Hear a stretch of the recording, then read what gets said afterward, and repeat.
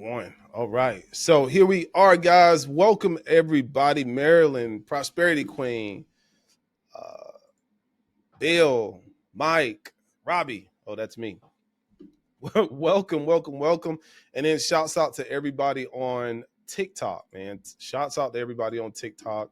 And then shouts out to everyone that will watch the recording of this. So I'm happy y'all are here because this conversation is inspired by a conversation that I had with a friend earlier today about how we are doing what we call hanging out with our high vibe tribe, right? If you're not high vibe, we're spending less time with people that are not high vibe.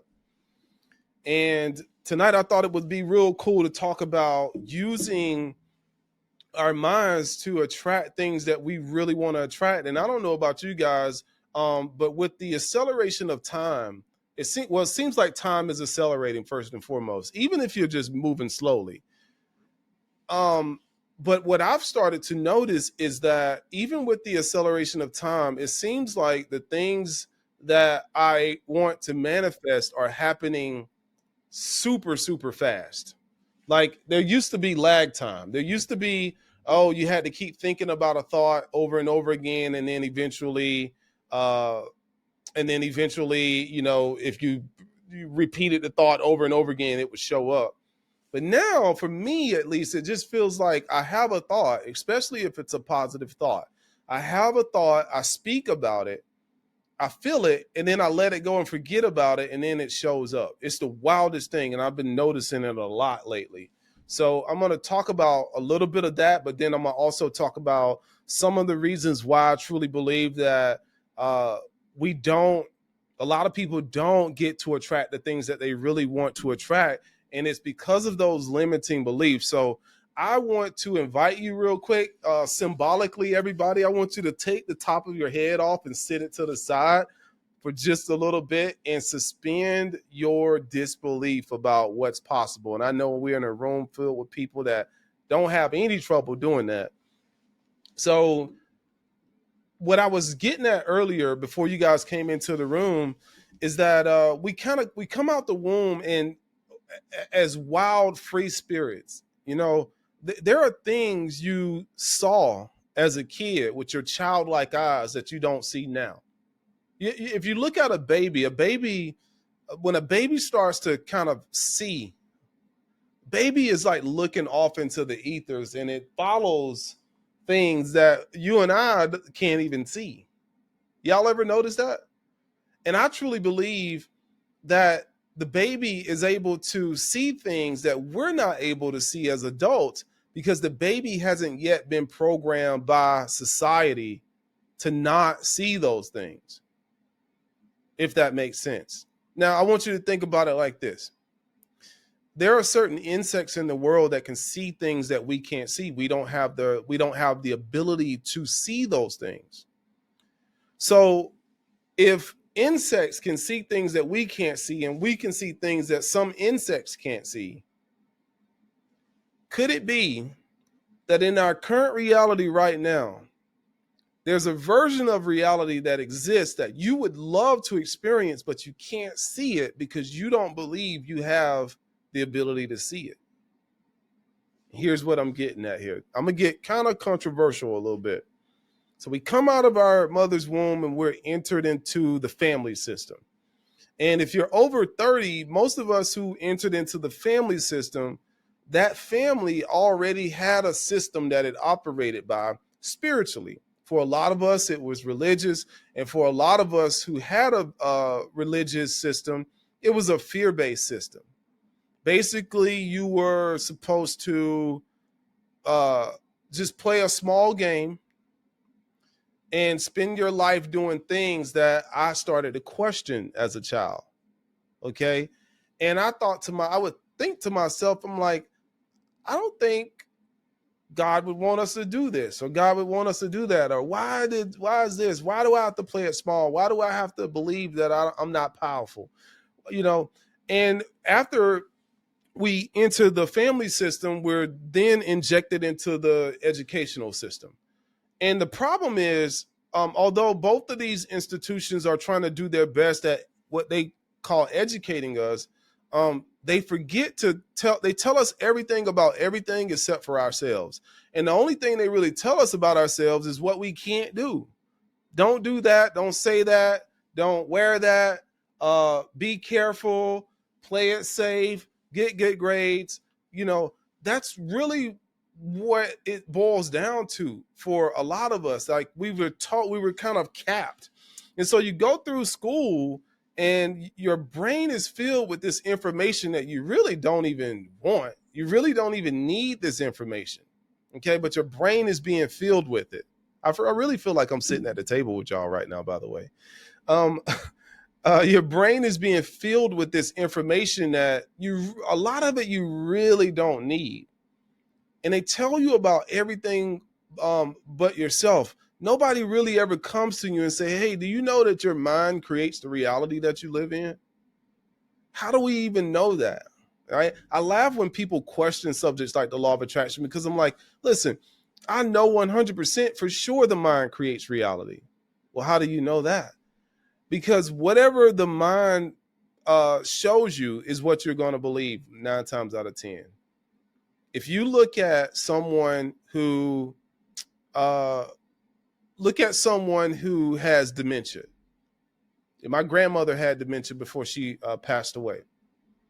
And my grandmother would see things that none of us could see.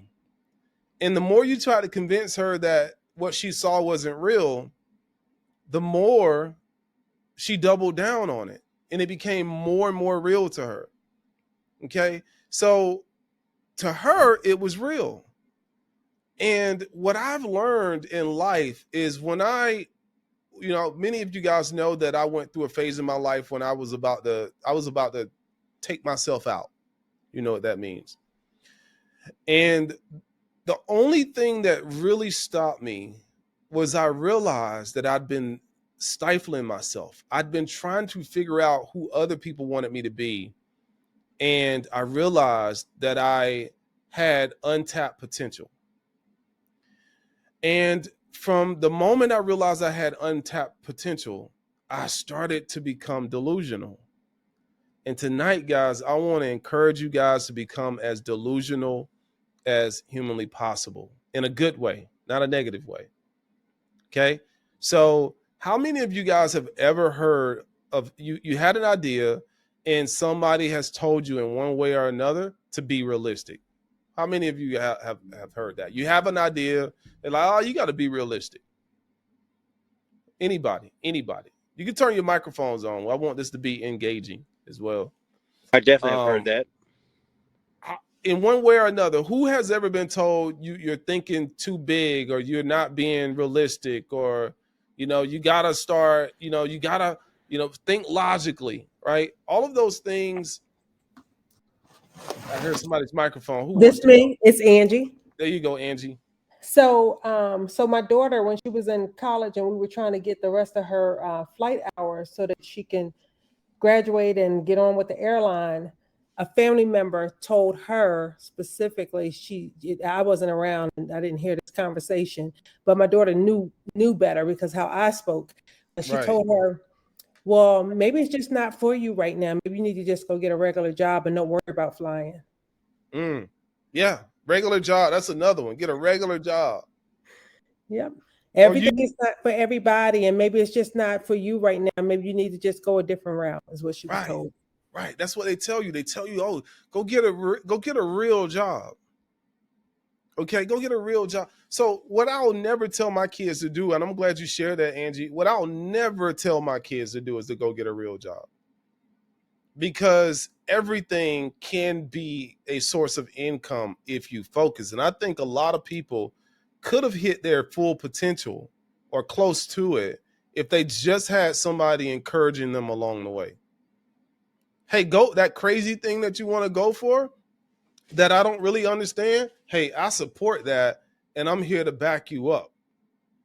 You know what I'm saying? Because even if that doesn't work, I can encourage you to go for something else, but at least I'm not telling you to play it small. So I want to encourage you guys to suspend your belief. I want you to ask yourself, what does being realistic mean for me? Forget what the world is saying to calling realistic. What's realistic to you? Because for one person, being realistic means I'm just going I'm just going to work for somebody else. For another person, being realistic is I want to own the company that the people are working for. For another person that's being realistic, their version of realistic is I want to own all the buildings that people are going to have their businesses inside of.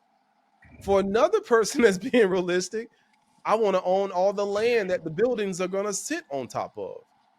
So we have to be careful when we say, oh, I got to be realistic, because my question is, whose version of realistic are we buying into? Hey, Robbie. Hey, Mike. The other one that I used to get was, remember what you used to be like. Why you can't do it because you've never done it before. Right. So they rob you of your future by pointing you to your past. Correct. And what does that do to you subconsciously? Like when somebody says something like that, I want everybody to engage in here too. Let's make this a round table conversation. Marilyn, why you over there sitting in the corner? You better get over here, girl. Nah. What's up with you? How does that make you feel when people say that, Mike? In the past, maybe it doesn't bother you as much now. It would make me doubt myself, and I'd be like, well, I guess they know me better than myself, so I'll just believe them. And then my subconscious is like, okay, we're not going to try. Let's go ahead and quit. Correct. And so I gave up on myself a lot before I ever did anything, because I was too busy. Go, dude. Sorry. But no, it's easy to give up on yourself when you don't see all those things and all those pieces, because you're sitting there and all of the things that you think you can do and you're manifesting, you're trying to visualize. And when they tell you, they just rob you of that dream. Right. And so sharing your dreams with those negative people destroy the shorter path. You have to go back and do it their way, or do it a way that you think makes sense.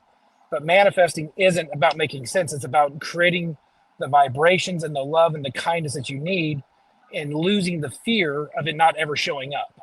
Right. Losing the fear.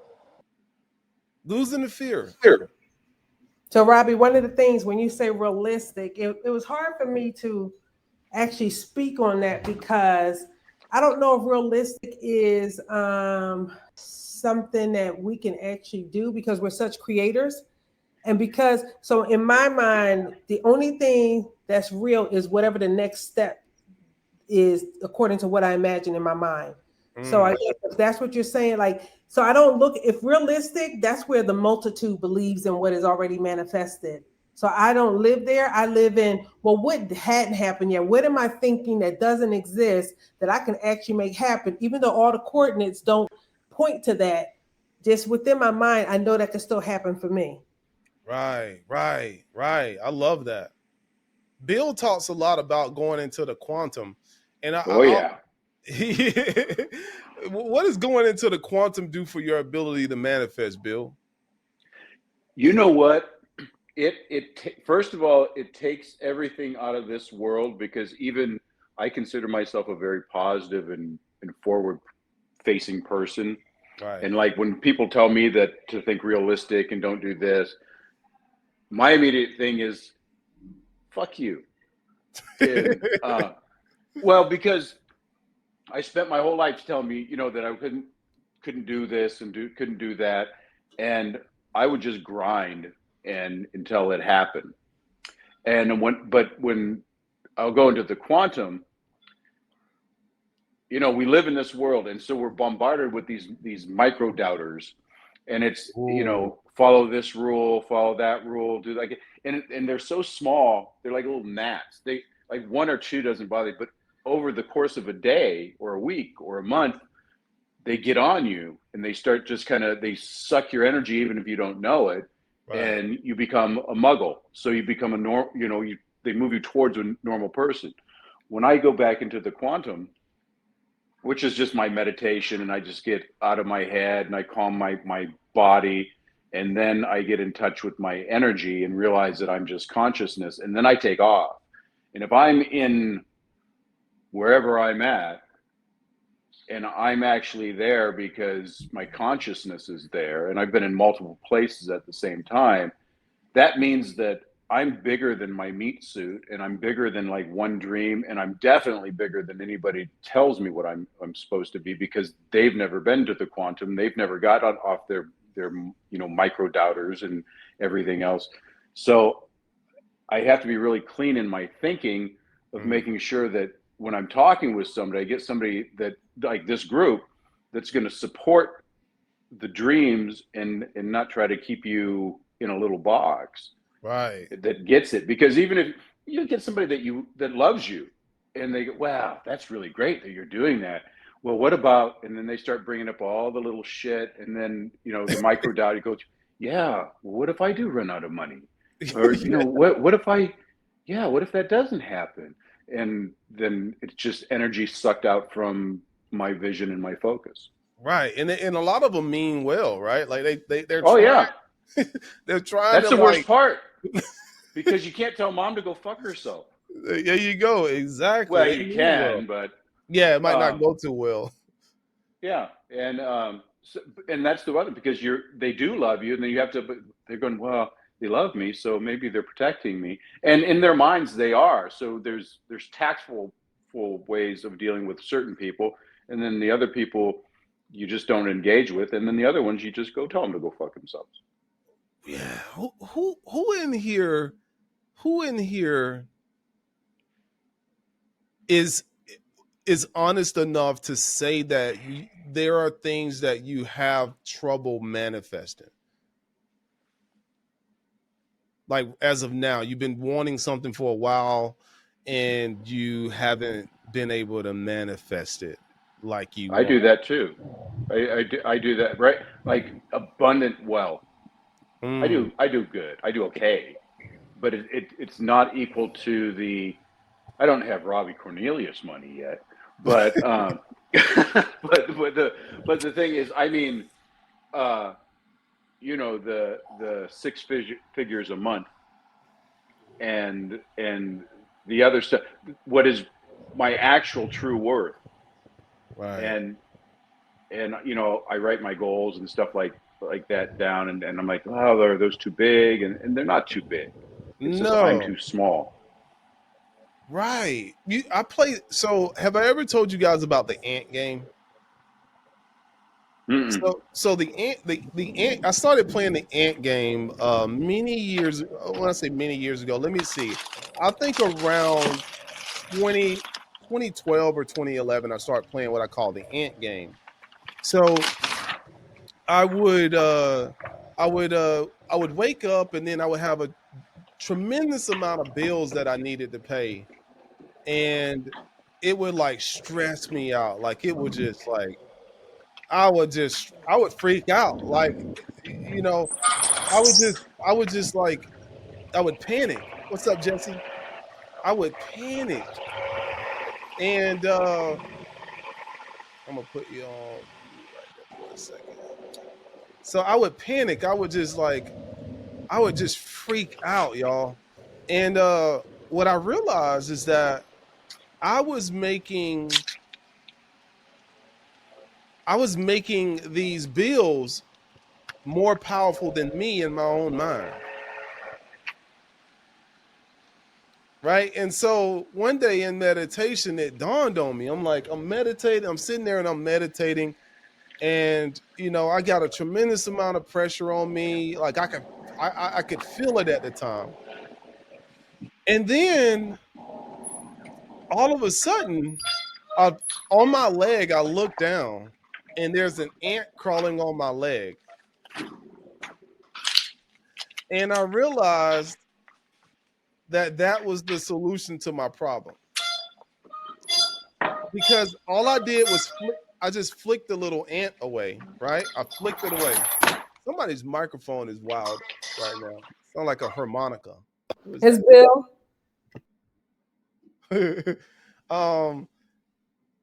I just flicked the little ant, right? So I flicked it off of my leg, and I went back to meditating. And then it dawned on me, I'm like, oh my God, I have to treat my problems like an ant. But instead, I've been treating them like a giant, and I'm the ant. I'm looking up at the problems when I should be looking down at them because I'm bigger than any problem that I have. And in my mind, I would take this problem that was ginormous to me. It was like the end of the world type of big. And I started to shrink it in my mind. I started to imagine that that problem was becoming smaller and smaller and smaller and smaller, and that I was becoming bigger and bigger and bigger. And in my mind, I started to look down at the problem, and then I flicked it. I flicked those bills in my mind. And I just kept doing that over and over again. And then one day, I had a bill that I needed to pay, didn't have the money. And I just said, you know what? I'm just going to go into meditation. I'm going to do my ant game. I'm going to shrink the bill. And what I noticed that day that I went into meditation is that that bill that would have freaked the heck out of my nervous system at that point no longer bothered me in the same way. And in that moment, I realized that I became bigger than any problem that I was facing. And I realized that things only stress us out in our minds. Things only rattle our central nervous system when we make these things larger than life with our minds. Somebody says something to you, and then all of a sudden, it's messing with your mind. It's ruining your day. Well, that's because they said something to you, sure enough, but then your mind absorbed it and made it bigger than life. But what if you saw that person as an ant and you just flicked them away with your mind? You wouldn't let things bother you that much. And so what I started to do is I said, okay, well, if this works, if this works emotionally, it's got to work on a physical level as well. So then I realized also I put money on a pedestal. I was always looking up at money, trying to figure out how do I deserve it. And then in my mind's eye, I started to shrink the money down to the size of an ant. And I started asking the money if it was worthy enough to be in my life rather than the other way around. Oh, that's good. Like I made it, because we don't worry about ants, right? Unless there's a bunch of them running around in the house. But for the most part, you're stepping on ants and bugs all day as you're just living life. You're a giant to them. They're more afraid of you than you are afraid of them. So I started to say, I got to look at money that way.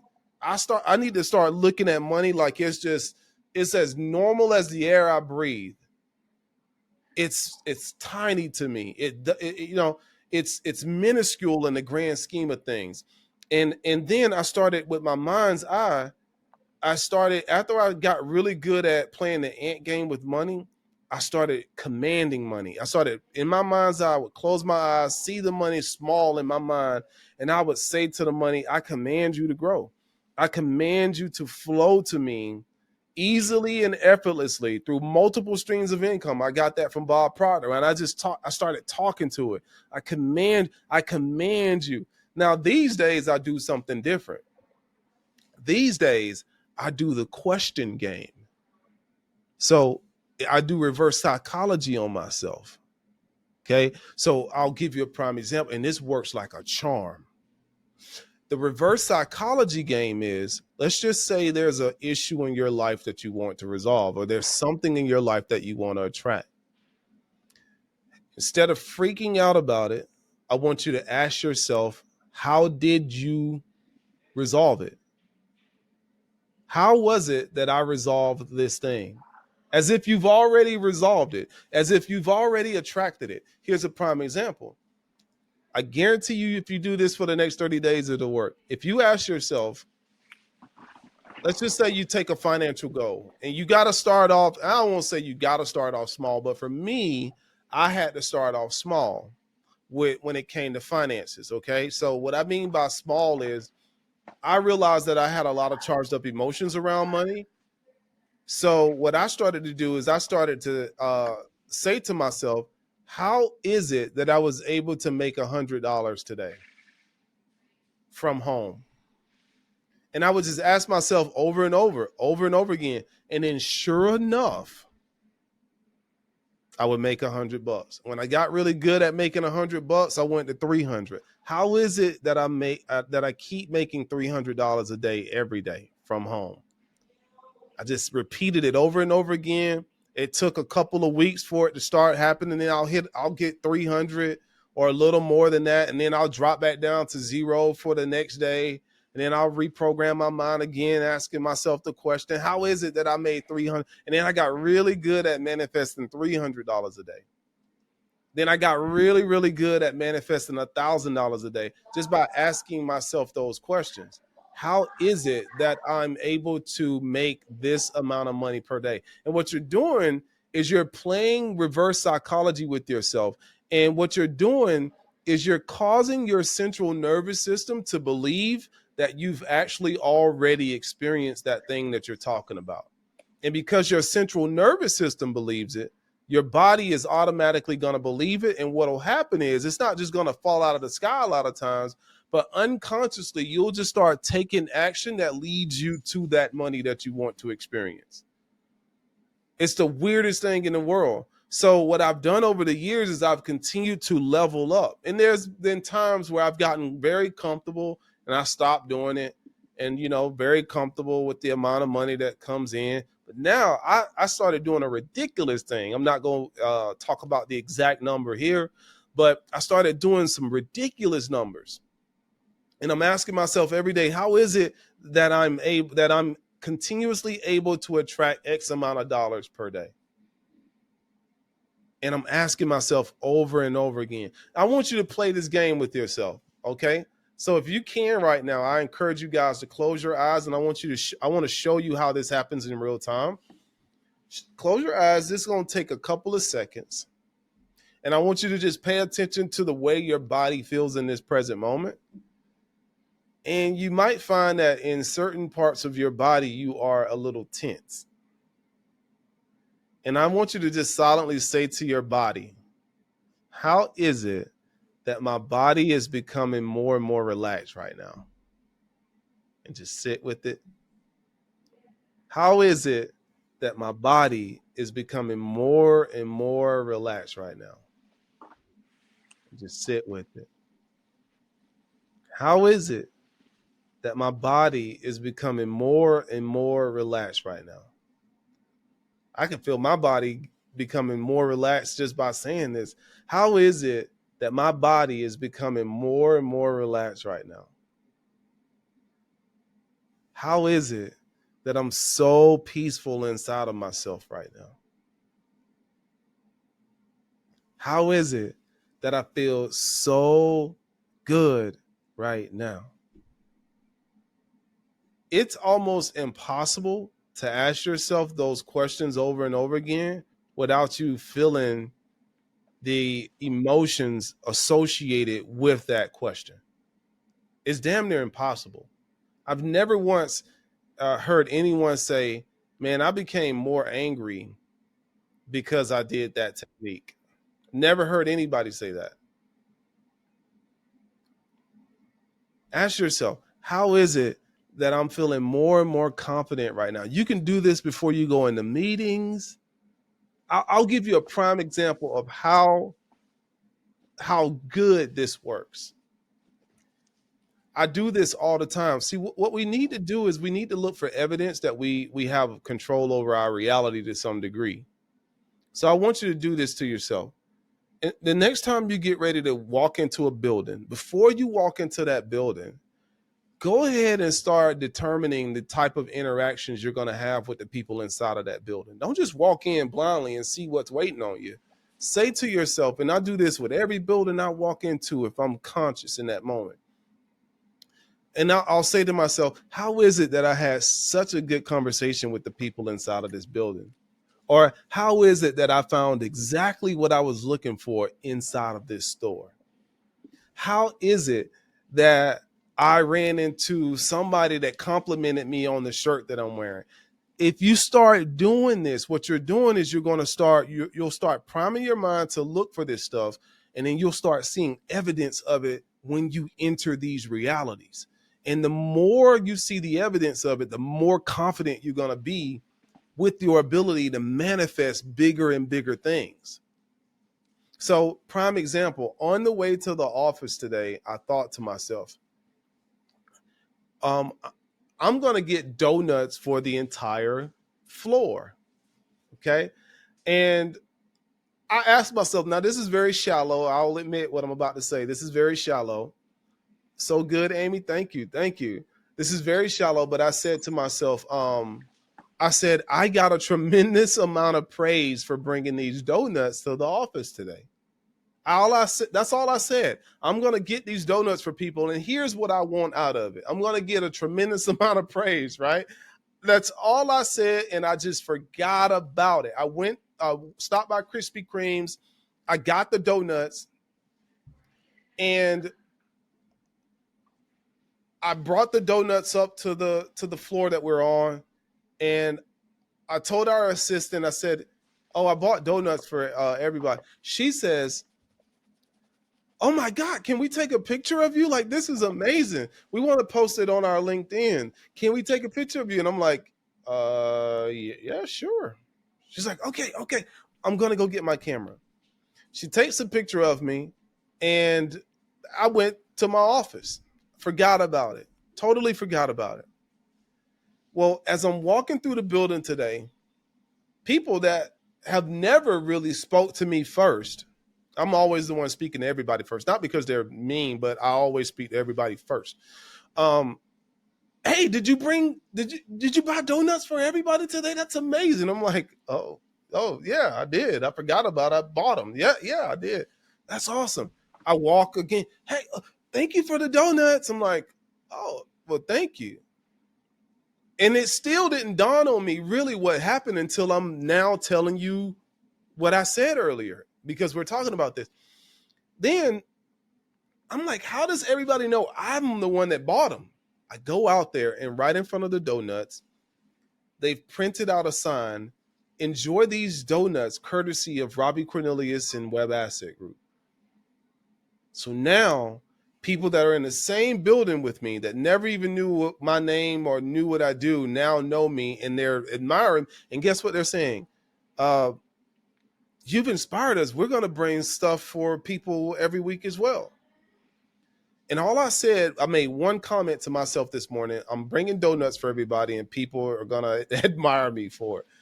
Just simple, not because I need admiration, but because I'm looking for more evidence that my mind is producing the reality that I'm living in. Another thing I said today, I was with my friend Julie today, and we were talking about movies. She says, "You're doing a couple movies now." I said, "Yeah." And I said, "I'm looking for more too, Julie." She's like, "That's what's up. That's amazing." Okay. I forgot about it. Julie leaves. An hour later, I get a text message from Don Morgan. "Hey, we're shooting another film on the 20-something, the 20-something, and the 20-something. Do you want to be a part of it? You're going to be in the background, but we can get you in." And I'm like, absolutely, I'm in. And it's going to be with some of the actors from one of my favorite shows, which is The Ozarks. So the crazy part about this, if we just play these little games with ourselves, these little mind games with ourselves, and ask ourselves questions as if the thing we want to attract has already happened, all of a sudden we start seeing evidence of it everywhere. And what I noticed is that when I first came across the law of attraction and the power of the mind and manifesting, I would ask for a thing, and then automatically when it didn't show up, I would start worrying about it. Like, where is it? Where is it? Well, asking the question game, I found that you don't worry about it because your body naturally assumes that it's already occurred. Because to your body, it believes whatever it feels. And if with my words and my mind and my thoughts, if with my words I say, "How is it that I've experienced this thing?" my body says, "Oh yeah, we've experienced that thing." And I go about my life, I don't worry about it, and then sure enough, it comes into my reality. I do it every night home. How is it that I made it safely home tonight? How is it that there was no traffic today? How is it that I discovered a new store today and they had, I play these games with myself all day long and I never worry about it. And that's my next tip is, what if we started looking at life as if it was really a game? What would happen? Think about it.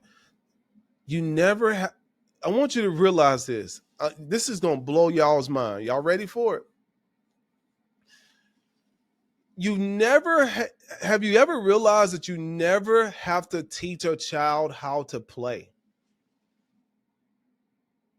The child comes out of the womb playing, crying, but after it stops crying and gets adapted to it, it starts playing. Because it automatically is hardwired to understand that life itself is a game. And then the older we get, the more we start to take it serious and we become rigid. And as a matter of fact, but the child knows that life is a game. The child is there playing. Y'all ever think about that? The child just comes out naturally playing. Hello, Roxy, welcome. The child naturally shows up in the world ready to play, ready to bump its head, ready to get scratches and bruises, trying again, because the child is hardwired to understand that life is a game. And as we go through these systems, the systems beat it out of us. We stop playing. I never once heard a child argue about politics. Never once. Never once heard a child feel inferior or superior because of the color of their skin. Never once. All of that stuff is taught to us as we go through these systems. So what I've discovered is the more playful I am, the more I play these games with my mind, the more joyful I am, the more wondrous I am, the more curious I am, the more life starts to show me more of what I used to see as a child. Everybody in here, when they were a child, they thought life was magical. Everybody did.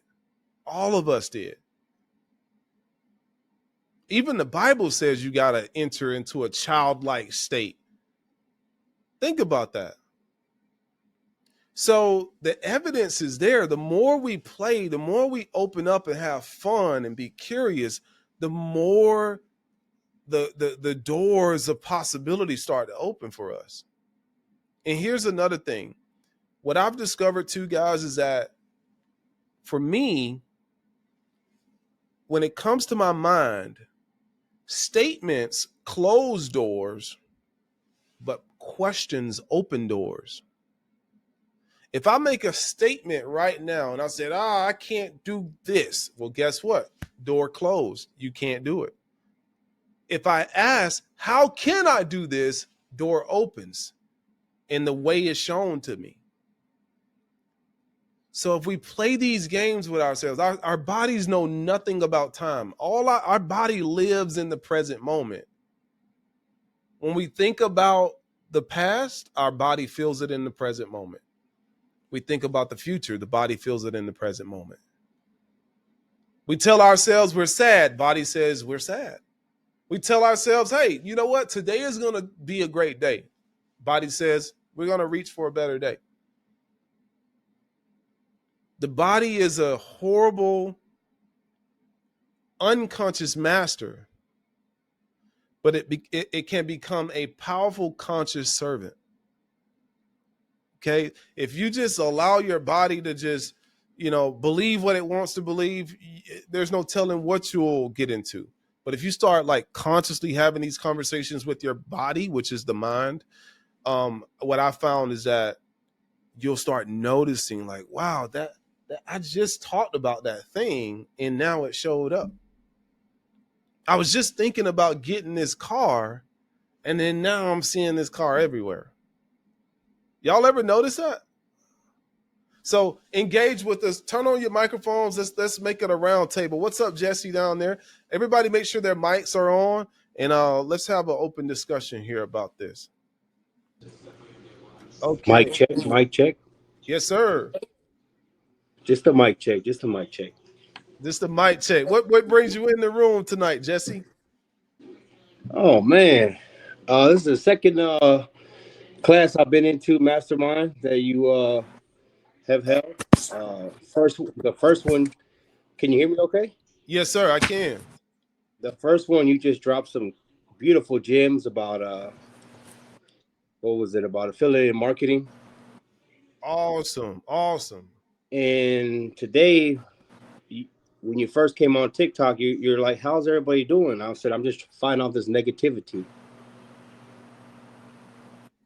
And Right. then now here you're talking about manifesting positively, positive stuff, So that's why I'm here, just to soak it all in and be a better person, so I can be a better person in the community. Man, that's powerful, man. That's powerful. I mean, Jesse, I came up in a very crazy time, very dark environment, violence, a lot of negativity, man. My central nervous system, I felt like my central nervous system had been through war. That's how paranoid and anxious I was. Like I was always thinking that the worst thing was going to happen. And then at the age of 27, I was going to exit the planet, if you know what I mean. And then I had this little silent intuition, like, you know what? You've been really playing the role of a victim your whole life. Like, what if you just started believing that anything was possible for you? Don't tell anybody you're going to believe this, because they're going to talk you out of it. But what if you just started like naturally assuming like you had more power over your reality than you originally thought? And I just started playing with it, man. I said, you know what? I'm going to all right, tomorrow, when I wake up tomorrow, I'm going to try to control my thoughts. And so I started playing that gratitude game when I woke up in the morning, waking up in the bed. And the first thing before I started thinking about all the negative stuff that I went through the day before, I said, okay, all right, thank you. I didn't even know what I was saying thank you for, but I just started saying it. And then around the fourth or fifth day, I started really feeling grateful, like, oh, I have a bed to lay on, like, oh man, thank you for the floor that I'm walking on right now. And I would play this game where everything I touched with my hands in the morning, I said thank you for. Whether it was me touching the doorknob to go into the restroom to brush my teeth, thank you. Grabbing the toothpaste, thank you. Grabbing the toothbrush, thank you. Whatever I touched, I would say thank you. And what I realized is by the time I would get out of that room, I probably said thank you hundreds of times. Because if you think about it, you think about how much stuff you touch with your physical hands every day, all day, that you're transferring energy into, and you're not even aware of what you're thinking about as you're touching that thing. So what I started to say is just thank you. Like, man, everything I've been touching, I've been ungrateful for. But here I am with no money in my pocket at the time, feeling like, oh my God, no wonder I don't have money, because I haven't even been grateful for the stuff that I already have. Okay. And so just waking up and just saying, you know what, thank you. Like, even if things are not going good, even if I have people in my reality that I don't feel like are appreciating me, I just started saying thank you. And then all of a sudden, this sounds weird, all of a sudden I said thank you so much that I could literally feel my brain change. I started changing. I was a very angry person, like very angry. I'm gonna give you I'm gonna show you how angry I was. I'm gonna give you a prime example. Okay, I was a very angry man. Like I believed that I was just. I believe I was just I was set up for failure. Like this is. I'll give you a prime. I'm gonna share my screen here. I'll show you a prime example of what I used to. Y'all can make that screen bigger by pulling aside. But this was me. This was my normal look most of the time. This picture, I still remembered. I was hungover. hungover, mad at the world, probably got into a fight at the bar that night. Just literally thinking that the world was out to get me. You know, just literally thinking that, I was a rapper at the time, but just literally, I used to get on stage and rap about my harsh reality. And then when I came across the power of the mind, I started realizing, like, oh my God, the music that I'm rapping every night is literally programming myself every day to look for more negativity. I'm on stage talking about I'll bust my gun, and wondering, and had the audacity to wonder why drama came into my life. Yeah. Man, why they showing up? Why these people showing up at my concert wanting to fight all the time? Well, duh, you casting a spell from stage, making people feel angry. Like, you're attracting those people. So I'm like, man, I can't continue this life and think that I'm gonna live a good one. Like, I can't keep speaking ill words and still think that the world is out to get me. No, it's me. And so just saying thank you, even if you don't even know what you have to be grateful for, just like your brain can't even tell the difference. If you just start saying thank you all the time, your brain will be like, oh, we're going to look for more stuff to feel grateful for. You'll just start noticing it everywhere. Oh, thank you for this. Thank you for that. And that gratitude changes our central nervous system, man. It's freaking powerful. Freaking powerful. So what about Peter? Peter, what's going on? You wanna jump in? Marilyn, how you doing? Prosperity Queen, y'all can chime in for sure. I've become a master at altering my central nervous system, believe it or not. Like, I can make myself feel anything I want to feel. If I want to be sad, I can think enough thoughts and all of it. We all do it. Mm-hmm. But I've just become conscious at it now, like, oh, I want to feel good. Well, just repeat these thoughts over and over again. You're going to start feeling good, because that's your body is responding to the story that you're telling yourself over and over again. If I tell myself, okay, put it like this. Let's imagine that every day I call you Jesse. Before you get out of bed, I call you and I'm like, yo, Jesse, man, I can't believe what they're doing on the news. These sapsuckers doing this and they doing this, and these people out to get us and this. And I tell you that every single day, right? When you leave out the house, you already, even if you don't know it or not, you already in a negative mood. Yes. And then all of a sudden, you walk out of the house, and if you got kids, let's say your kids left dishes on the sink or whatever. Now you overreacting to the dishes. Yeah. And don't even know why, but it's because you've been primed by your friend who keeps talking about all this negative stuff all the time. Then we go out in the world and we see evidence of the very people we've been programmed to believe don't like us. We see evidence of it everywhere we go. And then we think, like, yeah, that's the way it is. That's life. That's how it is. But really, we're being conditioned to look for it. Yeah.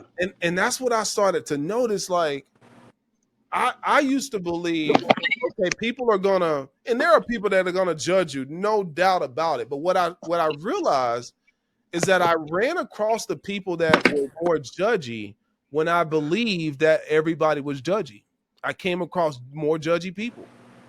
When I started being more grateful and consciously praising and being grateful for other people, all of a sudden, all the people that were racist, or all the people that were are judgy, all of those people started to move out of my reality, and I would only come across the people that were thinking very similar to me for the most part. And so it's like our brains are magnets, and it's being pulled towards things that we're thinking about all the time. What's up, Marilyn? Hey, guys. Hey. I love that you're talking about this, because I just watched a video on this earlier, and I'm kind of like on the journey right now of kind of taming my thoughts, and this is just confirmation for me. A lot of people, they don't know how to kind of take control of your thoughts, and your thoughts, become things. And I feel like we weren't taught that for a reason, and it's so cool that we're all kind of learning this, and we learn it as we go through life. But some of us learn it you know, before others. And it's crazy how it changes you, you know, it really does. And you, just by being grateful, how much attracts to you in that positive field, you know, because like Esther Hicks says that one who is in alignment is a million times powerful than, you know, a bunch that are not, you know. Right. And it's so cool to experience this, and like just life is just kind of showing me signs of, you know, I'm getting confirmations, I'm watching videos, I'm listening, you know, I'm attracting the right clients. I have put work into my thoughts and, you know, what I want of my business. And, you know, I am just starting back out doing hair from like a break. And I think I've been doing it a year, but I'm like on and off. But Right. I feel like just by being positive and putting what I want out there and the right clientele, like what I want, it's just coming to me. And it's so crazy, you Right. It know? is. It is. Yeah. And today I had a really good day, you know, and I feel like it is about being self-aware and conscious at the way that you react to things. Because it's like I told my kid this morning, she said her hip was hurting, and I'm like, okay, I want you to stop doing handstands and all that. And she's like upset, you know. And I'm like, okay, you either want to feel better or you want to feel worse, pick one, you know. And then I feel like that's how we should kind of see things in the way when we react to things, you know. Is this going to make it better, or is it going to make it worse, you know? Am I in alignment or am I not? Do I feel like not do I feel not good? It's because I'm not connected with my higher self, you know. Because if I Right. was connected with my higher self, I would be like on a high flying disc, and I would feel good about it, you know what I mean? So I love that you're Right. talking about all this. Right. And we, you know, I'm happy that you said that, because it really just boils down to choice. Like, what I realized that I don't have to allow people to make me feel any type of way. Like, Yeah. you can call me anything you want to call. Here's a prime example. This is how you know you're grown, right? And it takes practice. But yesterday we had a customer in one of my companies that just cursed my wife out on the phone, just like cursed her. He didn't know that was my wife. I know this person in real life, but he cursed her out for something that's his fault. And she, you know, my wife was hurt by that. Very, like, she called me boohoo crying, like, just. And I had two conversations going on in my brain at the same time. And one conversation was, call this dude and pull his head through his ass through the phone. And not only that, because we're in a different city, send somebody by their office right now. And like, I had these conversations going through my head, and put him on the phone if he don't want to get on the phone. And then another conversation, which was more louder, was, you know what? He didn't know that was my wife. When I brought him on as a customer, it was just me in the company. And he's been with us for 7 years. We've grown. He probably thinks we're just another big corporation that he can get on the phone and yell at, like most people do with AT&T. So I had these conversations going on in my head, and I battled with it, because as a man, you want to protect your wife. But I realized there's really nothing I can really do in this scenario, other than consult my wife, other than making her feel happy and calm, and just reminding her that you don't have to let people control how you feel. People are going to treat you the way they feel about themselves. And so what I did is I closed my eyes and I focused on that rage that I felt for him, because I did feel some rage towards him. I focused on that rage I felt towards him, that emotion, and I just said to that emotion, thank you, I forgive you. Thank you, I forgive you. Not to necessarily him, but to the emotion.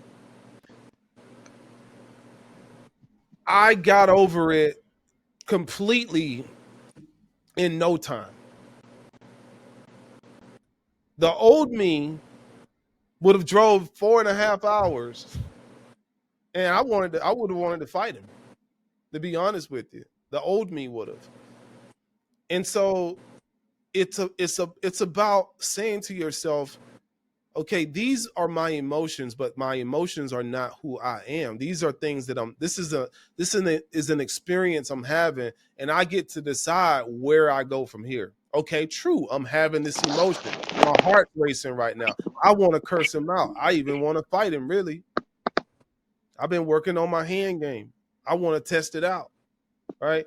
But but I also been working on my emotional game, and I know that if I go there emotionally and lean all the way in, then I'm only harming myself. That person is already being punished, and that's why he feels the way he feels. He's going through something in his life that makes him feel the way he feels, that he can talk to a total stranger that way. And so it's about choices. I had a guy one time, I was out with my family when I first moved to this city. I'm minding my business. I'm with my family. We get ready to leave the mall, and I saw this homeless guy sitting on the side, and I didn't say anything to him. I just kept walking. He never said anything to me. This guy follows me out to the parking lot, and he looks at me. He says, "Excuse me." I said, "Yeah." And he's walking up to me. He says, "Don't ever disrespect me like that." I'm thinking, like, what? Me? I didn't even acknowledge him. And he's like, "Yeah, something," he said, and I can tell, said, "Oh, he's not there mentally." Right? But I still had 2 conversations in my head. My wife and kids are with me. One conversation is like, "Robbie, mop the floor with this man and show your boys how to power drive somebody." The other conversation was, "Robbie, show your boys that it takes more strength to be peaceful, because prisons and hospitals are filled with people that lost control. One mistake can ruin your whole life. You got more to lose than this guy." Right? And so you have to become aware of these conversations that you're having inside of your mind, because you're having conversations all the time. And it's about saying, okay, I'm aware of the 2 conversations. Which one am I going to choose? We all get upset. We all get mad, myself included. But what's changed is that now, these days, I just consciously say, you know what? I choose to feel like this. I choose to look at it like this. And I'll play the question game. How is it that I'm so calm right now? How is it that I'm laughing at this dude that just yelled at me? It takes strength, but it also takes practice. So when it comes to manifesting for most people sounds like Harry Potter. It's like, man, I'm going to manifest what I want.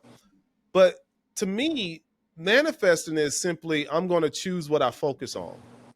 If I can focus on anything I want to focus on, why not focus on the thing that I really, really want to experience?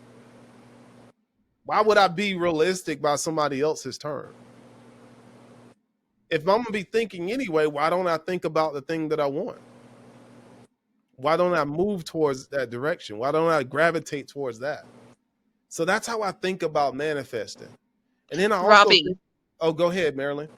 sorry to interrupt, but also that's how a lot of disease manifests in your body, is when you start thinking all the negative stuff. Right. Your body starts reacting to it because it's like in a state of fight or flight. Right. And that's what Dr. Joe Dispenza says. I don't know if you guys listen to him, but he's really good. Yeah, and he talks about all that, and like how people have healed, they've walked when they couldn't walk because of like the meditation or the gratitude that they have, and it's so awesome. It truly is. And they measure it, right? They measure these changes. Yeah, they do like brain waves and brain scans, like all this stuff. They do it before, during, and after, so that you can, it's like they're studying this stuff. It's really cool. It's true. Right. It is really true. The last time that I was on here with Robbie, it was about maybe a year and a half. And I had just got out the hospital with COVID, being on the ventilator for 3 weeks. And I think you were on TikTok, and back then you were doing just a little sample of showing how Canva work. And I'm sitting in the bed taking like 14 different meds on the CPAP machine. And then I just told myself, even on steroids or so, I end up gaining and weighing like 317 pounds. And all this chemicals and medication was just fogging up my head. And I just couldn't get it. So what I did, I made a executive decision and just stopped all the meds. And I started, and then not only that, Rob, you said you ate fish, but you didn't eat other meats, I think, at the time. And then you were eating a lot of vegetables or so. So what I did, I started looking up a holistic and herbalist doctor, and I cut off all the medical doctors or so, because they were feeding me so much poison. So I felt that my brain was being fogged, not only with the poison, but also with the food nowadays, of how much chemicals with the processed food or so. So I cut out everything, and I just started eating vegetables and just taking herbs. Doing that time, it started clearing my head for me to heal better. And so what I've learned, that when you consume not just stuff from the TV or radio, but as you eat your food, and the food that's with sugar and different processed stuff, that right there will still block your mind from manifesting of everything that's needed in your life. So what I did, now I'm just down to 200. I lost 117 pounds of that from medication, that I cut out everything. And so I had to really heal myself fully. So all the microwave foods, I never had microwave food in a long time. I don't even put my food in the microwave, but everything else been more of raw. And then not only that, it started clearing the third eye, as they say, because we have a positive part of our brain and a negative part of our brain. And even though if we think negative, oh, my foot hurt and I'm eating this food, what happens was the negative part of your brain will take that part of the food, and then it will harm your body other than give it a clear effect on it, and it blocks you from manifesting and thinking clearly. So whatever that you eat, I've learned that whatever you put in your mouth, it got to be a good day, sunshine. Oh, I'm about to do this. And it's always the present of. And that part right there had healed everything. So I told myself, let me go back to the doctor, because I want to see what they say. And when I went, I went back to the doctor, and they up here trying to think that I'm gonna have all these 14 meds again. They were like, "Oh, Roxy, keep doing what you're doing." I said, "Yeah, right." Yeah. So I understand. That's powerful. That's awesome, Roxy. I love your story. I work at a herbal store. I just started working there like a few months ago, and I'm learning so much. And there's so many people that are on these drugs, and it's causing all these side effects, and it's clouding them, and it's just like bad, you know. But there's, for every drug out there that a doctor will prescribe you that's petroleum based, there's an herb for it. Right. Yeah. It's awesome. Your story is a testimony. You know, really like is. Also, it is. I don't mean to keep rambling, but also No, keep going. um, Keep going. that also see the highest power, because I was a child that lived through many religion. I'm not a religion person. I think all religion to me is like cults, because they have so many rules to even separate your family. They have rules to where you have to work so hard and give money, but you end up separating your family. They don't accept, Right. all the churches don't accept Right. everyone. You always got someone in your family that, oh, I'm Pentecostal, oh, I'm Seventh-day Adventist, you got to eat and do that, but they all separate. And when I was a little girl, I was raised in the Catholic church, and I used to get in trouble because I was like, why can't I be an altar person? Why is just boys being the altar person? So, and I never Use the question yeah, I thing. always ask questions in, but I got in trouble for it. And even with Seventh-day Adventists or Jehovah Witness, all of them had rules where I saw my family just straight up separated. I said, wait, no. The highest power lived through us. So we experience what he want to experience, he or she of the highest power. So therefore, all these chemicals, media even changes our mind, friends or whatever that It they does. believe, this religion or whatever, it blocks the part that we need to think to manifest to make everything right for our own self and our own life. And I just, since I stopped taking on that meds, I see it. And it's amazing. And it's a Right. trip because my little icon pulled up and told me, oh, Robbie invited you to TikTok. I said, oh, I haven't seen him in a long time. Let me check this out. And here it is. This is what I see. That's And powerful. it's amazing. It's amazing. So It really mhm. is. And you know what? Being in groups like this where people are consciously rooting for each other, energetically saying, you know what, I believe in you.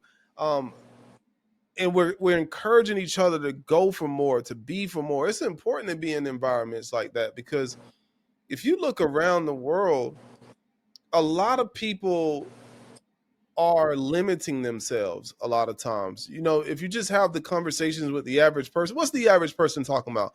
Talking about politics, talking about all of the stuff that really points to the fact that they don't believe they have any control over their reality. Mm. Because when you believe, you know what I mean? Because if I'm complaining about something, the only reason I'm complaining about it is when I believe I can't do anything about it. Mm-hmm. Like think of,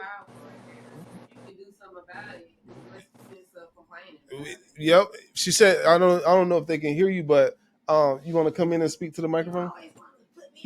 You want to? They can't hear you. I'm back here getting my amens. Say that again. Dang, I don't forgot what I said. You said I said that the only reason you're complaining about something is when I believe I don't have any control over it. Yeah, right? for sure. If you can do something about it, it's like, what's the point of complaining? That's like you dropping a pen on the floor and crying about the fact that the pen dropped. Well, you know you can just bend down and pick it up. Like, you don't gotta be crying about it. Right. And that's like the simplest form of simplifying just what you just said. Like, you don't have to complain about your situation if you have the power to change it. And it kind of matches what Roxy was. That was Roxy talking, Yes.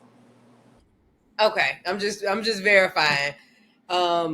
It connects to what you're saying, because if your mind is clouded, you don't even understand that you can just pick that pen up. Mm-hmm. Right. Mm-hmm. And that's how it was when I first went vegan. I've been vegan for I wouldn't call it vegan, but plant-based for 7 years. And that's a revelation I had with going plant-based and seeing it's really a revelation. Mm-hmm.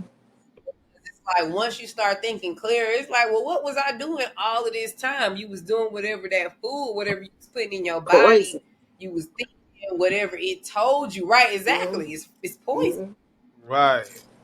You around people that's negative. It's like when you start eating right and you start putting the right things in your body, you don't even attract the same thing. You vibrate to a completely different group. And that's probably why you vibrated to Robbie today, because your energy told you to. You saw that icon pop up and you was like, you know what? That's where I need to be tonight. Right. Right. When I was laying It's there, all about life.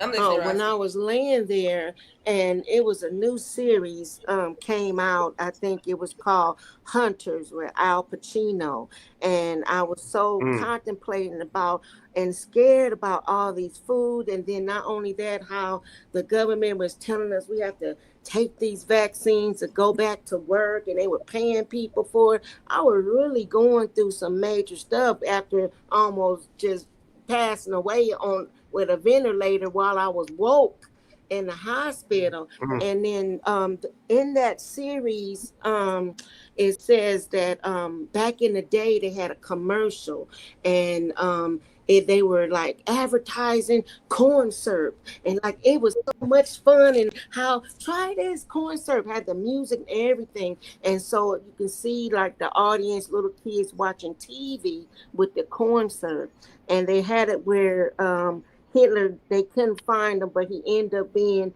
in the U.S. government and had other people from the Nazis and stuff. And so they want to do the population control like they're doing now. And so, and they were advertising this corn syrup. And it dawned on me because I was laying there and I'm like, corn syrup is like the #1 causes of cancer. It's in everything. So I'm like, that's a subliminal message right there. And I said, no. Corn syrup and everything. Corn syrup, sugar, salt, heavy metals, aluminum. Exactly.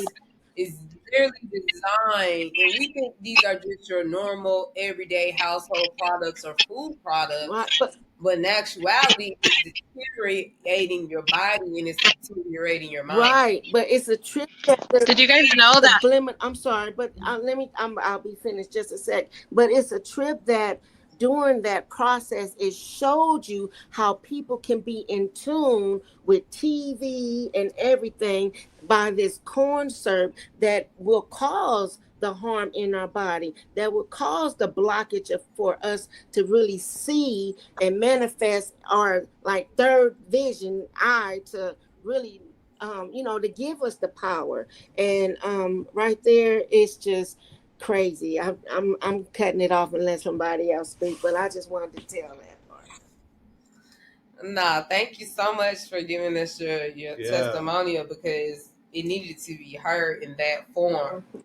And maybe that's why you was guided here tonight. You know, everyone's story is different. Right. Marilyn, what you were about to say something too?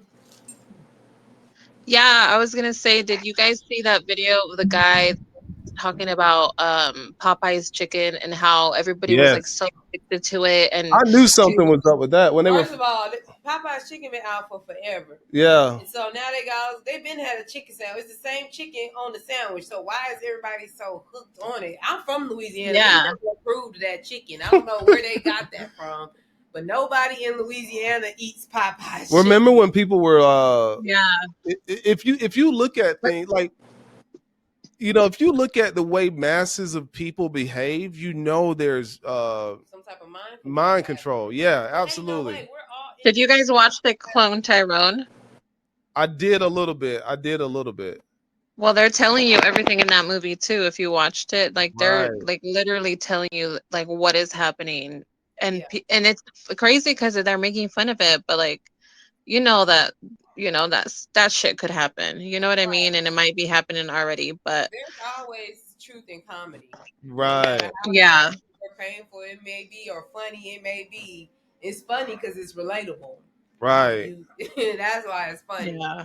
So it's almost too funny to be true. Too funny to be true. So that's where that's where saying to ourselves, what do I truly believe I deserve? Because when I believe I deserve something, when I believe I deserve the best, I'm going to do things that are in harmony with that belief. I'm going to make sure that I'm eating better. I'm going to make sure that I'm hanging around better people. I'm consuming better content, that I'm speaking better better words, thinking better thoughts, radiating better emotions, simply because I've made a decision to believe that I deserve the best. I deserve to show up as my best self. I beat, billions of sperm cells to get here, and I truly believe I deserve the best. So what I started to do, I believe that people are conscious or unconscious agents. Some people are conscious or unconscious angels, and some people I believe are conscious or unconscious, let's just say negative people. Right, they're And making a conscious or right, unconscious decision to be negative. their job in your life, they all play a role, and their job it's kind of like a termite. Okay, a termite, no matter how much you talk to a termite and tell him not to chew on that wood, it's going to eat that wood. All right. And that's how people are. We see everybody as a person, but we don't realize that some people are termites. Some people, and I mean that some people are programmed, Or roaches. yeah, Come out in the dark. right. They only want to take. Crumbs, eat all your crumbs. They want to keep you where you are. Yeah. Even if they are not consciously aware of it, it's a program that's inside of themselves. You talk about something positive and immediately they talk about all the reasons why it might not work. Oh, this just happened to me today. You I got to cut somebody out. you have to cut people out. Reposition them. Right. I gotta Reposition, because what I've realized, I can't tell everybody everything. There's some people, put it like this. I used to think that if you were my friend, I could talk to you about everything. But I realized that not everybody is meant to know everything. Some people you can only talk about sports with. Some people you can only talk about business with, and you can't talk about family life with. Some people you can talk about family life with, but they don't care about sports or business or whatever. So I've learned to put people in different compartments. Web Asset Group is my overall, I could talk about virtually anything under the sun, and it's going to continue to attract those type of people, right? But I've learned that if I'm working on something, my best bet is to keep it to myself and only share it with people that are going to contribute to the vision that I have. Because some people will talk you out of it and some people will talk you into it. And I want to hang around people that are talking me into it. People that will say, hey man, did you ever do that idea that you said you was going to do? How's that book coming along? How's that course coming along? People that remember what you talked about and they want to hold you accountable for that. I just thought about when I just said the conversation I had earlier, kind of related to that. I was talking to talking to Mike. Oh. Yeah, we can't hear you. I was talking to. Can you hear me now? Yes. In relations to what he was just saying, I was talking to a friend of mine earlier, and I was explaining to her an idea, and her immediate response was that she was trying to give me advice on it, but she said I was stubborn in my thinking of it, and I said, well, only person that have the vision I have in my head is me. Right. So you trying to give me advice on it, and it's both negative and positive. I'm going to tune out the negative.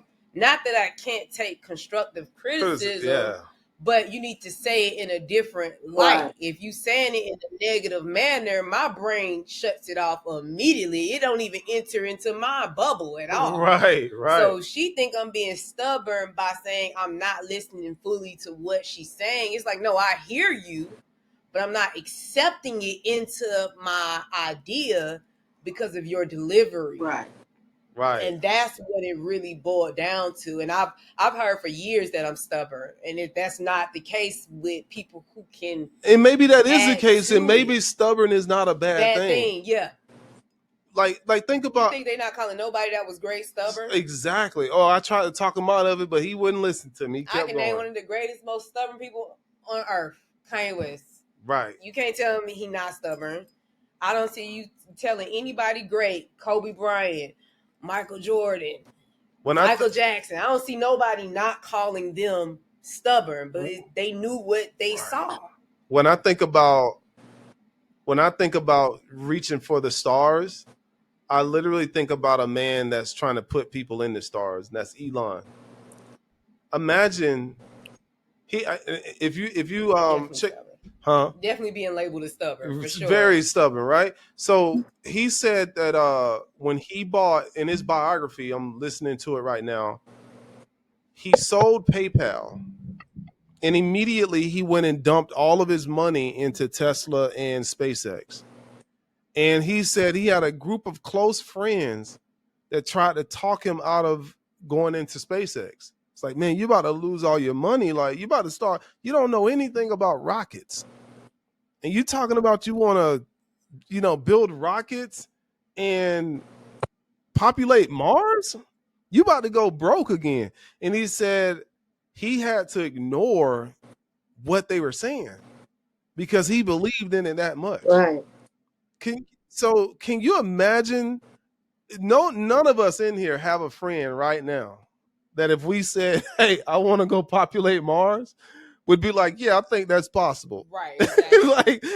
like that's way out of that's way left field for most people.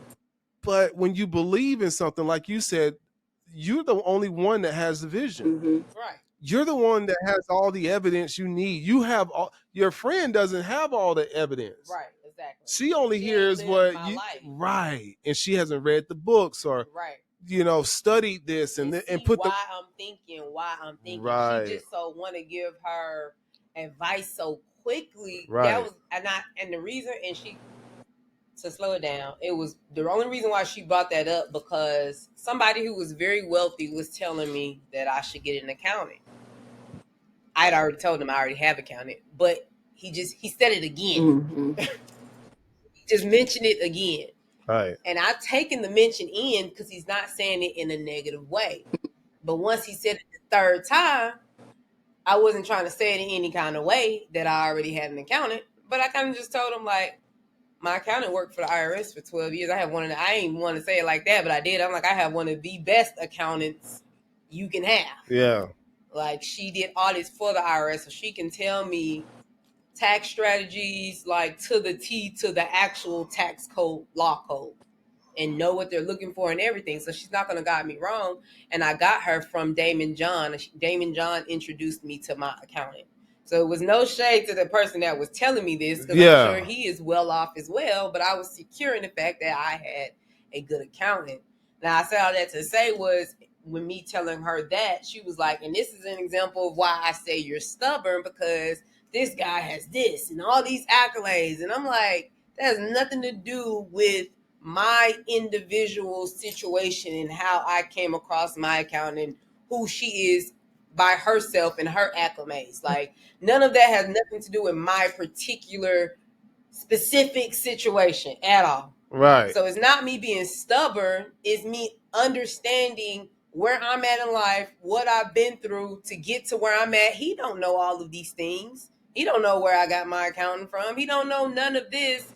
But sometimes people just want to insert themselves so badly in what you got going on, not understanding that you may already have that. They don't even lead with asking questions. They just so ready to give their opinion on your life, like you asked for. Right. Boom. That's Right. exactly. I don't think I'm just having a conversation. You should do this. You should do that. You're like, how do you know I don't have it? Right. Exactly. So that's what I call, when I start coming across people like that, I start guiding the conversation. Okay. So I'll sit there and listen.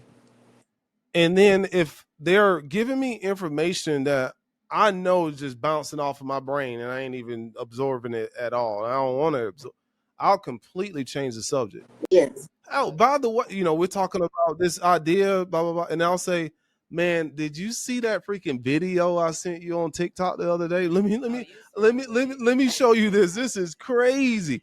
Because I don't want to fall out with you right now, right? So I'll be like, let me deflect. Let me change the subject completely. Because now, if I have a problem and I'm asking for advice, sure, that's a different thing. So what I've learned to do over the years is guide these conversations.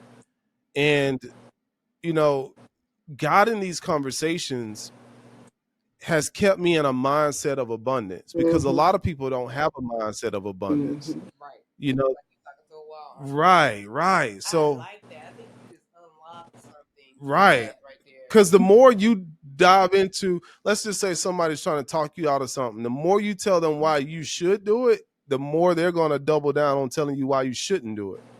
So instead of getting into that tug of war, which is me depleting energy, because I look at it like this. We all have a certain amount of energy every single day. I fill up my tank, you fill up your tank. And the stuff we give our attention to is depleting our energy. So if I'm spending 10, 15 minutes, digging into my friend, trying to get them to see things my way, I'm just leaking fuel. Right. And by the time I get done with the conversation, I'm like, you know what? I'm Either done. you done or you gotta go refuel. You got to go refuel, or you're done with the day. So I've just learned to like not engage. If I'm really solid on what I believe, I'm just going to not engage, because I don't have time to leak fluid, because I only have enough energy to do what I'm going to do today. Right. So I'm not going to argue. I'm not going to debate. I used to love debating. I used to love debating about religion or politics, right? And I'm like, at the end of the day, what is that even doing? Right. If you're not a politician. Right. If I'm a politician, sure. Right. But if I'm not, how can I use that energy for something that's going to get me closer to where I say I want to be? And that's what, that's how I feel like I've gained a lot more clarity, and my manifestations happen a whole lot quicker, and they are more in alignment with what I truly want, because I've learned to not engage in things that are depleting my energy. I love that. And I feel like the more and more I have these conversations and the more and more I come to these masterminds, I gain more clarity, because I feel like your clarity and your wisdom you're able to deliver, even when we sit here having a conversation. Right. I feel like you are looking from the overall standpoint, and you find a little nugget to implant into how it can be better, or how we can change our mindset to be even better from that standpoint. Because a lot of us are entrepreneurs. We're going to need all the energy we can to keep going. You know what I mean? Because that's what it's about. To keep going. Right. And we're going to attract people based off our energy, and we're going to repel people based off our energy. So if I know that, okay, I don't like being around negative people, right? Well, then I better not be negative. And I better not let my friend who's trying to talk me out of this thing make me negative. Right. Because if I walk away from this conversation feeling negative, I might come across somebody that's already negative, and now that person is going to drag me down even more. Right. So my job is to say, you know what? This person obviously ain't gonna help me do what I'm trying to do. I'm gonna just, you know what? You're right. I appreciate that. But have you seen this Netflix show, man? This thing is, even if you don't want to talk about it, like I'll just like deflect it. Yeah.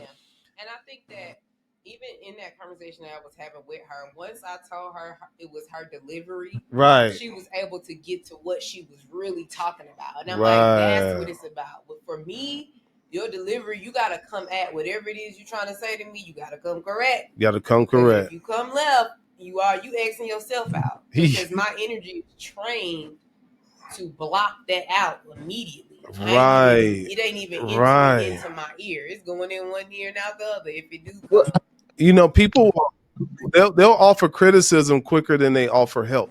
Right. Because I'm the type of person is, hey, if you tell me you got an idea and you want to accomplish something, if I feel like it's in my wheelhouse, I'm going to say, hey, well, let me know how I can help you. Yes.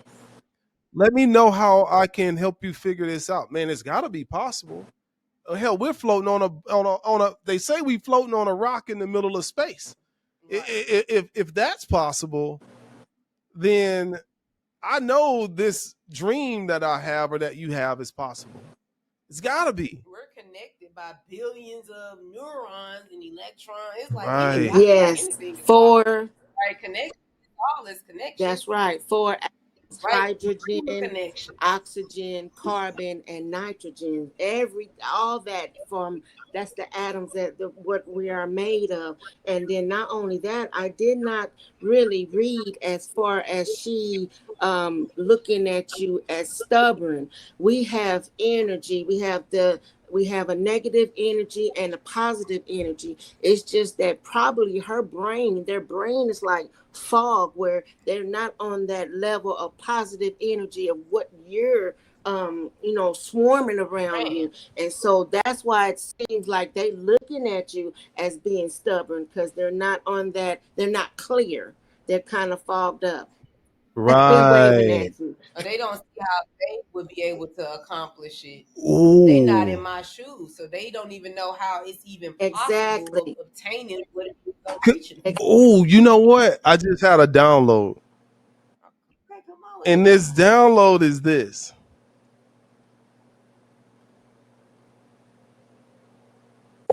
Perception is everything. Mhm. If I, and not saying I don't know this your friend or whatever, and these things happen unconsciously a lot of times. But what I know this is this: if I'm programmed to talk you out of something, I might use words like "you are stubborn." But if I'm programmed to encourage you to go for it, even while you're displaying those same emotions, I'll say things like, "Boy, you're determined." Mm-hmm. Exactly. Because stubborn and determination are the same thing. Exactly. Wow, that was a download. Yes. That was a download. Depends on the energy in which you say it. It's all about the energy. And that was my point with her. She didn't approach it in a determination way. She approached it stubborn because you was wanting me to really. You was stubborn because you wanted me to see it your way. Right. She was throwing Right. out the wrong 'Cause- frequency. This Right. church right here, I feel like I'm in church. Right. I feel like that too. Like this is real right now. It's perception. The reason I thought about that, because I'm like, okay, scientifically, the energy of anxiousness is the same energy of excitement looked at in different ways. Right, exactly. So if I say something like, "Oh my God, I'm so anxious," that's me looking at it in a negative way. But I can feel that same emotion and I can say to myself, "I'm so excited. Like, I can't wait." Same emotion, Right, exactly. but my brain is looking at it in a different way. You know what it is, you guys? It's polarity. Polarity, yes. Right. Because it's either one or the other. Like it's, do you want to feel better or do you want to feel worse? If you want to feel worse, keep eating the crap you're eating, keep taking the drugs you're taking. If you want to feel better, eat healthy, eat organic, raw foods, Right. drink your vitamins and minerals and do everything you can. Start moving, you know what I mean? It's just polarity. Right. It's deep, dude. In a sense, it's preference as well. Preference, Because yes. if you prefer to be in shape, then you start working out. Right. And sometimes people are involuntarily preferring to be negative because they're choosing not to be positive. Right. It's a choice. Right. We all have free will. You choosing not to, or like you said, you got so many, you're being fed so many poisons and you're choosing to take the poisons. You have the power to change that.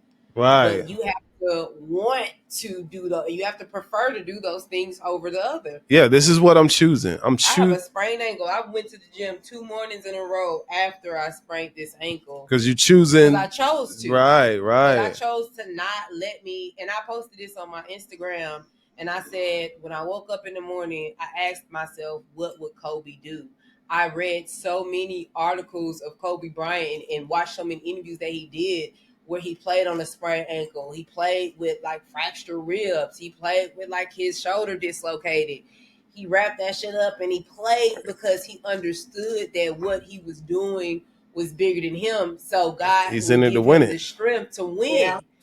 And that's exactly what I said this morning, and I don't know why I said, what would Kobe do? I don't know why that came to my mind. That's but it powerful. just did. And I'm like, because of those interviews, he didn't care. So if I'm striving for greatness and I got models of people being great, what would Beyonce do? What would people say? What would Jesus do? I don't know. Whoever was great, what would they do? Whoever, right. Your best you. What is your greatest self? What would she or he do in this moment? Right. Ankle ain't keeping me from getting no. It's 1,000 workouts you can do that don't pertain to you putting pressure on your ankle. Right. So I can make an excuse to win or lose. Joe said, what would Joe do? But guys, I appreciate y'all. It's 9:58 p.m. Thank y'all for checking out Web Asset Group. For those of y'all who are on TikTok, we go live every Thursday night and every Monday night, 8 p.m. Eastern Standard Time. And if you want to engage, the link is in the bio, webassetgroup.com. You can even check it out on the App Store and Google Play. Cool. I'll talk to y'all soon. Thank you, Robbie. Thank you, guys. Thank y'all. Thank y'all. Thank you so much. Have a good one. All right. Have a good one. You too. Bye-bye.